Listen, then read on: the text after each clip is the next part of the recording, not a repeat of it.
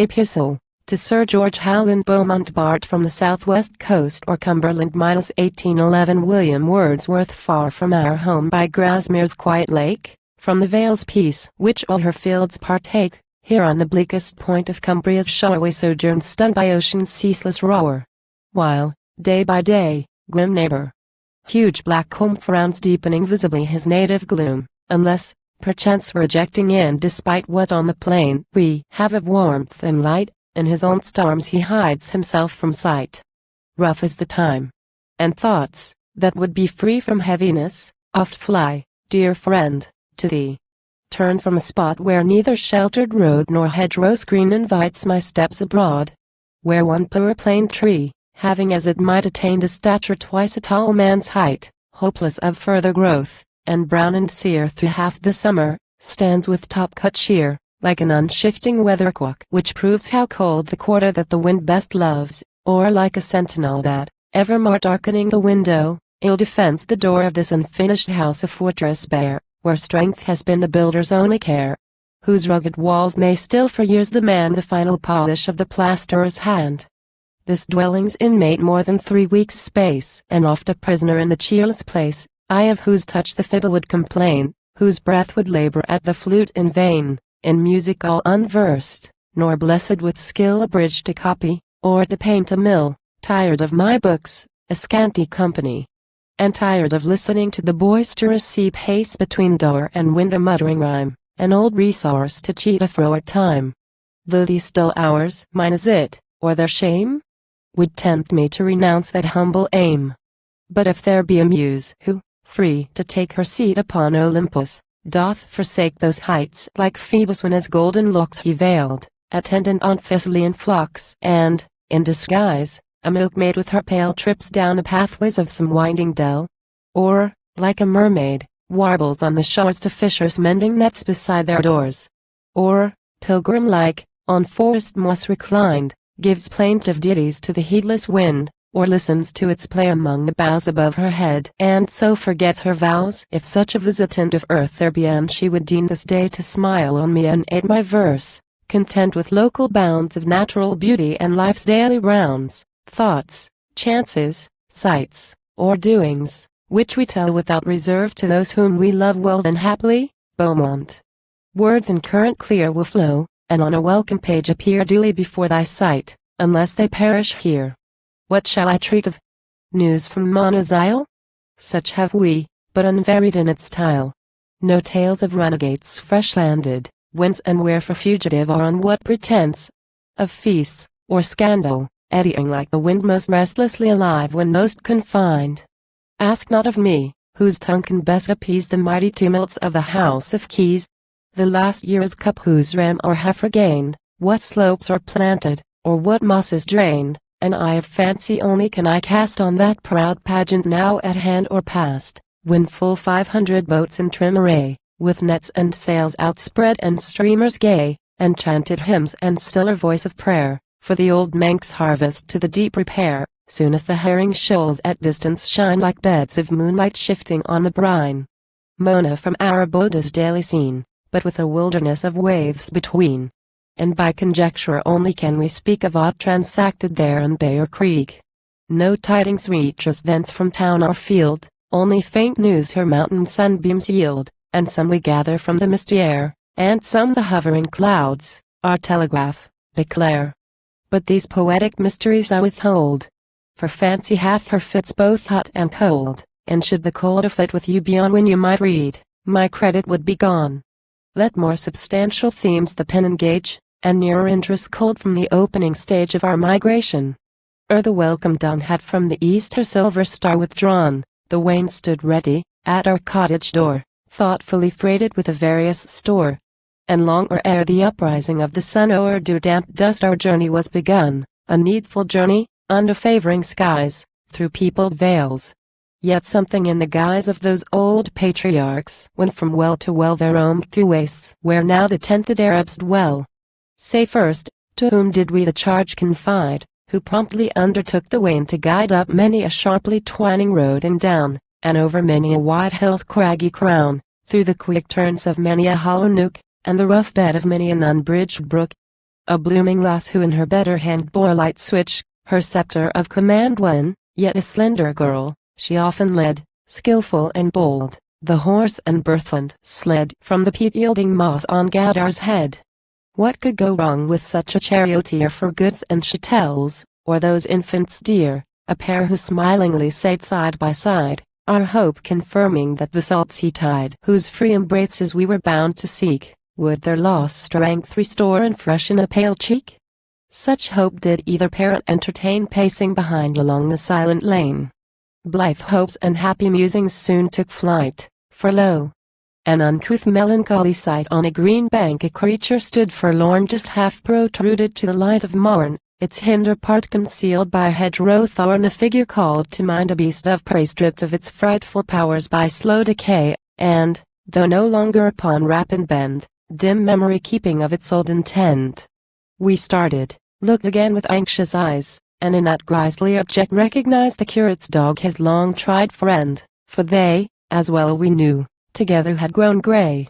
The master died, his drooping servant's grief found at the widow's feet some sad relief. Yet still he lived in pining discontent, sadness which no indulgence could prevent.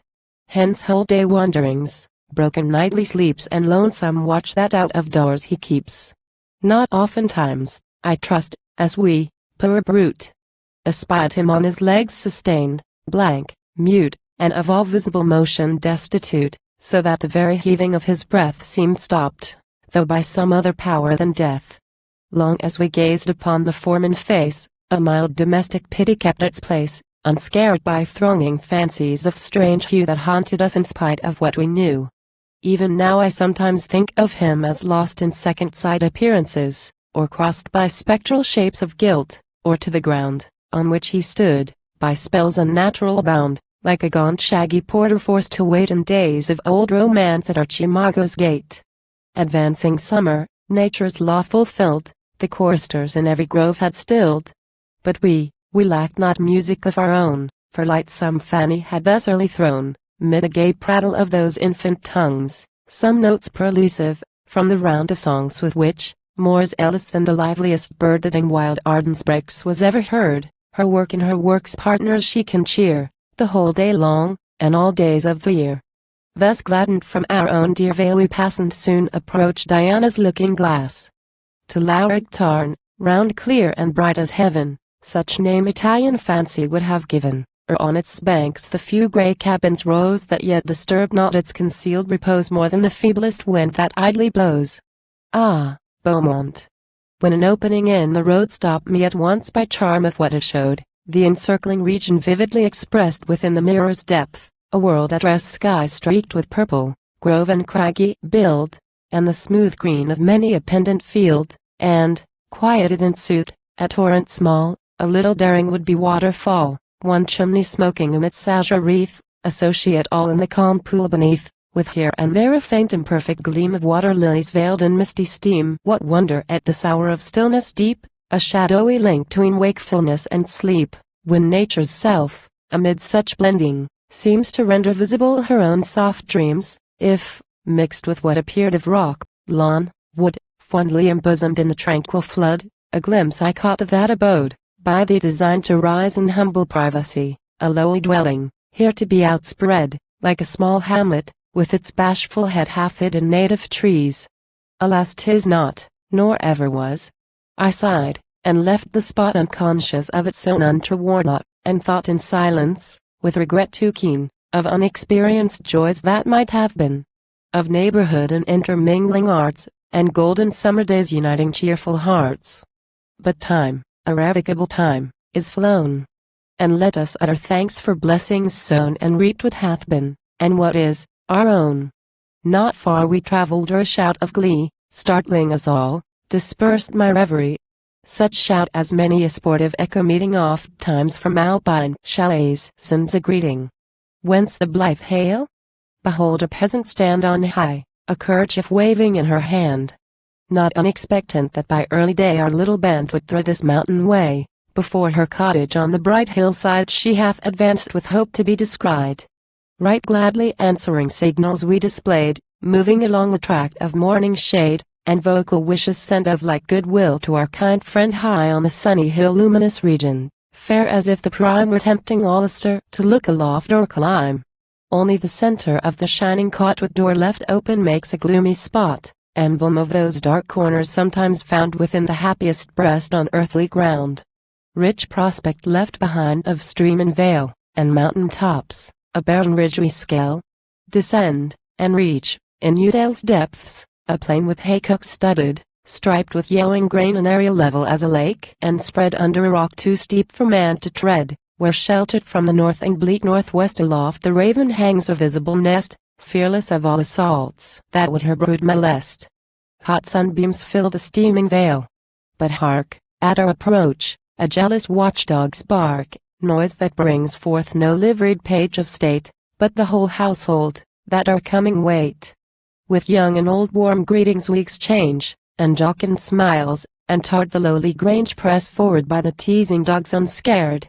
Entering, we find the morning meal prepared, so down we sit, though not till each had cast pleased looks around the delicate repast, rich cream, and snow-white eggs fresh from the nest, with amber honey from the mountain's breast. Strawberries from lane or woodland, offering wild of children's industry, in hillocks piled. Cakes for the nonce, and butter fit to lie upon a lordly dish.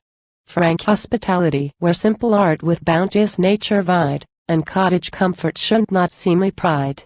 Kind hostess, handmaid also of the feast, if thou be lovelier than the kindling east, words by thy presence unrestrained may speak of a perpetual dawn from brow and cheek instinct with light whose sweetest promise lies, never retiring, in thy large dark eyes, dark but to every gentle feeling true, as if their luster flowed from ether's purest blue. Let me not ask what tears may have been wept by those bright eyes, what weary vigils kept, beside that hearth, what sighs may have been heaved for wounds inflicted, nor what toil relieved by fortitude and patience, and the grace of heaven and pity visiting the place. Not unadvisedly those secret springs I leave unsearched, enough that memory clings, here as elsewhere, to notices that make their own significance for hearts awake, to rural incidents, whose genial powers filled with delight 3 summer morning hours.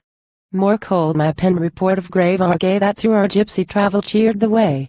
But, bursting forth above the waves, the sun laughs at my pains, and seems to say, ampersand quo. Be done. Ampersand quo. Yet, Beaumont, thou wilt not, I trust, reprove this humble offering made by truth to love, nor chide the muse that stooped to break a spell which might have else been on me yet. Farewell.